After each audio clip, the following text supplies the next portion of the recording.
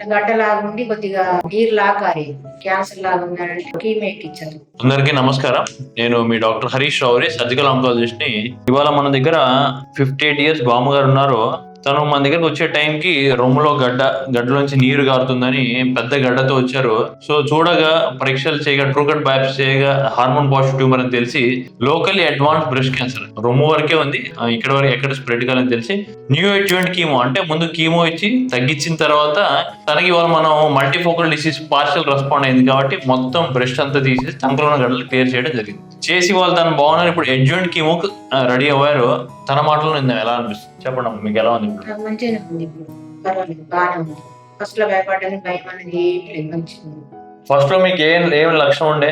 గడ్డలాగా ఉండి కొద్దిగా నీరు లాగా కారేది. అట్లా దేనికి వస్తుందని హాస్పిటల్ వచ్చి చూపిస్తే అది క్యాన్సర్ లాగా ఉందని సరే మీరు ఏం చేస్తారంటే అసలు ముందు కీమో ఎక్కించారు. 4 అయినాక మళ్ళీ సర్జరీ చేశారు. సర్జరీ బాగానే సెట్ అయింది, మంచిగా ఉంది. స్టార్టింగ్ లో భయపడ్డా కానీ ఏం లేదు, కొద్దిగా నీరసం ఉందన్నా నీరసం ఇట్లా ఏం లేదు. దాని తగ్గట్టు తిండి తిన్నా మంచిగానే ఉంది. మీరు కూడా మీకు దయచేసి మీరు కూడా చేయించుకోండి. ఇబ్బంది ఉంటే చేయించుకుంటే మీరు కూడా మంచిగా అవుతారు, బాగానే ఉంటారు. లక్ష అవన్నీ ఏం ఖర్చు ఏం కాలేమా.